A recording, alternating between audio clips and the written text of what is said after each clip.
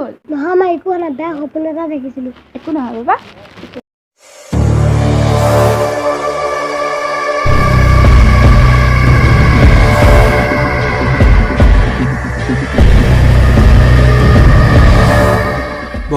বস মাল ৰেডি হৈ গ'ল ডেলিভাৰী দি দিওঁ নেকি মাল এতিয়া ডেলিভাৰী দিব নোৱাৰ 15 আগষ্ট বুলি পুলিচে হেভি ডিউটি দি আছে এতিয়া মাল লৈ গ'লে ধৰা পৰাৰ চান্স আছে তেনেহ'লে বছ মাল কেতিয়া ডেলিভাৰী হ'ব 15 আগষ্ট সেইদিনা মাল ডেলিভাৰী হ'ব আৰু ব্লাষ্টো হ'ব গোটেই অসমত দেৱালীৰ নিচিনা বম ফুটিব বুম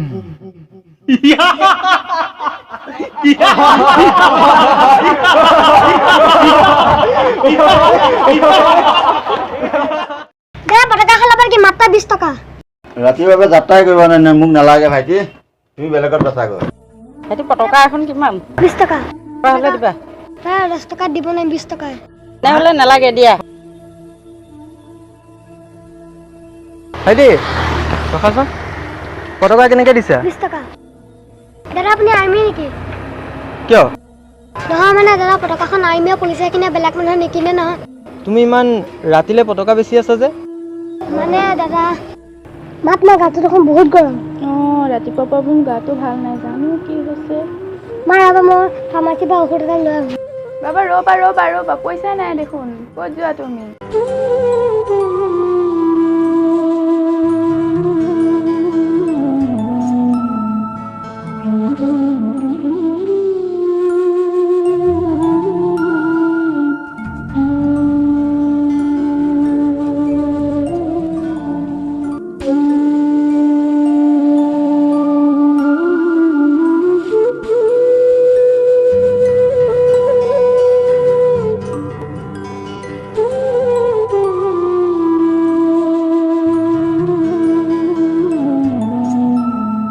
আচ্ছা তোমাক এনেই চাওঁ গোটেইখিনিত কিমান লাগিব 50 টকা দিব দাদা 50 টকা হ'ব দাদা আজি আপোনাক ৰাতি মই সপোনত দেখিছোঁ আপুনি গুণ্ডালাক বহুত পিটিছে দাদা মোৰ দেউতা 2008 চনত বম ব্লাষ্ট হৈ মৰিলে দাদা আপুনি যদি বম দিয়া মানুহজনক পৰা আপুনি মাৰি পেলাবচোন ঠিক আছে তুমি এতিয়া ঘৰত যোৱা মই চাম বাৰু হা এতিয়া ঘৰত যোৱা হেল্ল' ছাৰ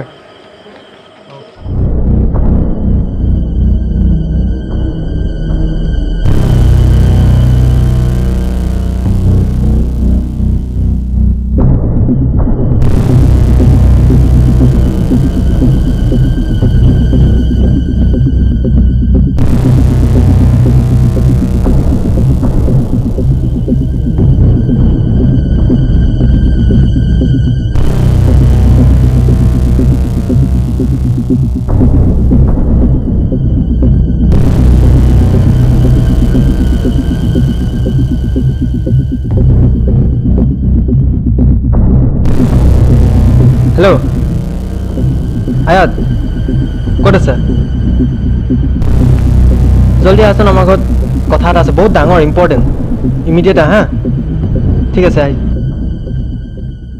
কি হ'ল কিয় মাতিছিলি অ' আহিলি বহ কচোন ক কিয় মাতিছিলি এইকেইদিন 15 আগষ্টৰ কাৰণে বহুত বিজি হৈ আছিলোঁ বহুত ইম্পৰ্টেণ্ট কথা হয় অসমত যে 2008 চনত বম ব্লাষ্ট হৈছিলে তোৰ মনত আছে আছে ভালকৈ মনত আছে চকুকেইটা মুদিলেও আজিও মনত আহে সেই ঘটনাটো আমাৰ এটা ইণ্টেলিজেঞ্চ ৰিপৰ্টৰ মতে অসমত 5জনীয়া এটা সন্ত্ৰাসবাদী দল সোমাইছে সিহঁতে 2008 চনত হৈ যোৱা বম ব্লাষ্টৰ নিচিনা আকৌ এটা বম ব্লাষ্টৰ প্লেনিং কৰি আছে কি পায় বাৰু ইহঁতে এইবোৰ কৰি একো নাই সিহঁতৰ এটা ডিমাণ্ড আৰু আমি সেই সিহঁতৰ ডিমাণ্ডটো নামানিলে সিহঁতে বম ব্লাষ্ট কৰিব গুলিয়াব এইবোৰ কৰিব সিহঁতে এইবোৰ কেৱল টকাৰ কাৰণেহে কৰে টকাৰ কাৰণে সিহঁতে নিজকো চিনি নাপায় টকা পালে সিহঁতে যি টি কাম কৰিব পাৰে আচ্ছা নীৰৱ এই গোটেই কথাখিনি আমাৰ ষ্টাফৰ লগত আলোচনা কৰাটো ঠিক হ'ব নেকি নালাগে এই কথাটো এতিয়া তহঁতৰ ষ্টাফক জনাব নালাগে মানে এইটো কথাটো যদি আমি বাহিৰলৈ উলিয়াই দিওঁ কথাটো তেতিয়া মিডিয়াও গম পাব আৰু মিডিয়াই গম পাব মানে কি সিহঁতৰ কাণত যদি কথাটো কেনেবাকৈ পৰে সিহঁতে লুকাবলৈ সুবিধা পাব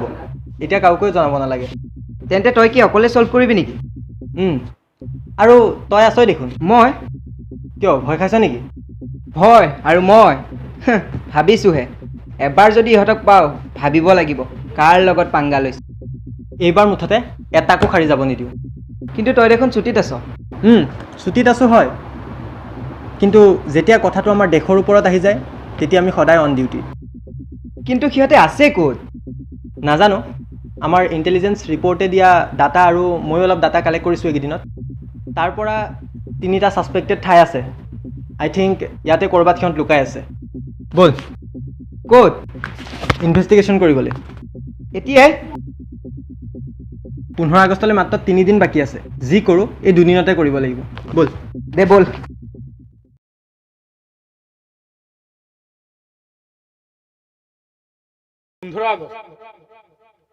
সেইদিনা মাল ডেলিভাৰী হ'ব আৰু ব্লাষ্টো হ'ব।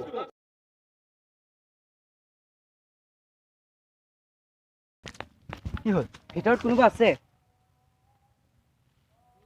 আমাৰতো এইটো ছাছপেক্টৰ জেগা নাছিলে নহয়। গোটেইখিনি জেগা ঘূৰি আহিলোঁ আৰু ইয়াত এবাৰ গৈ চাব পাৰোঁ বুজিছ। ব'ল।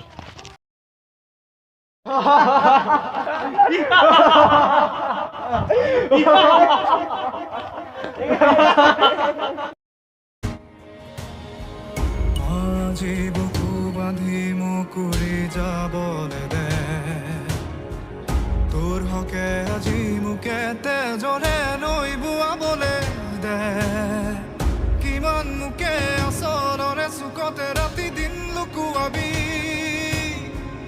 এদিনটো তই আবদ্ধ বুকুৰে দুৱাৰখন খুলিবি। মোকে দে যাবলৈ বছ কোনোবা আহিছে। কোন আহিলে বে? জলদি মাল লুকুৱা। ইহঁতক এটাকো খালি যাব নিদিবি, চবৰে ডিঙি খৰকা। যদিও ভক্তি নাহো মিছা বিবাদে পৃথিৱীতে ৰণলে যাওঁ, ৰণলে যাওঁ, ৰণলে যাওঁ, ৰণলে যাওঁ, ৰণলে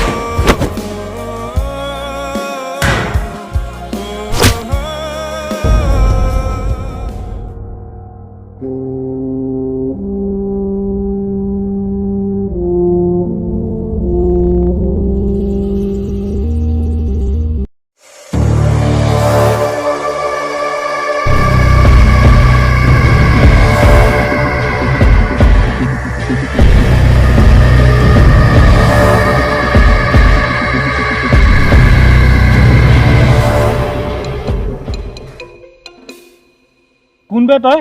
কোন? পুলিচ। পুলিচ? অসমীয়া দেখাৰ কথা শুনিছিলোঁ। বৰষুণ গ'লে জাপি আৰু চুৰ গ'লে পুলিচ। তইতো আগতে আহি গ'লি। চেলুট। তই মোক ৰখাবি হা? তই মোক ৰখাবি? মনত পেলাখেও 2008 চনৰ কথা। 9টা বম ব্লাষ্ট কৰিছিলোঁ আৰু এইবাৰ পূৰা 20টা বম ব্লাষ্ট কৰিম। কাৰো বাপেকৰ দম নাই মোক ৰখাব। মৰিবি, তহঁত বহুত বেয়াকে মৰিবি। চুপ, একদম চুপ। নিজে আধা মৰা হৈ আছ আৰু মোক মৰা কথা কওঁ। তোৰ ইমান সাহস? ইচ্ছা কৰিলে তোক মই ইয়াতে খতম কৰিব পাৰোঁ। কিয় মাৰা নাই জানো? তোৰ এই বডিটোত মই বম ছাপ্লাই কৰিম। ঐ বম ফিট কৰ।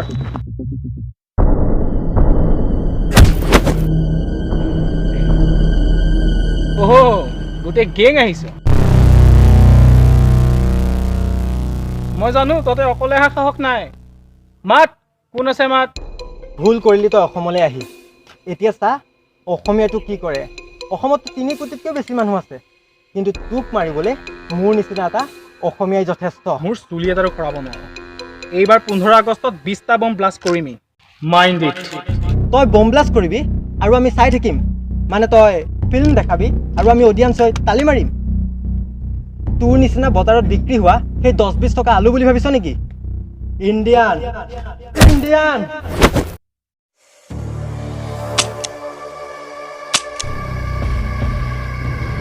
কি ডাইলগ শুনি আছ? মাৰ ইহঁতক।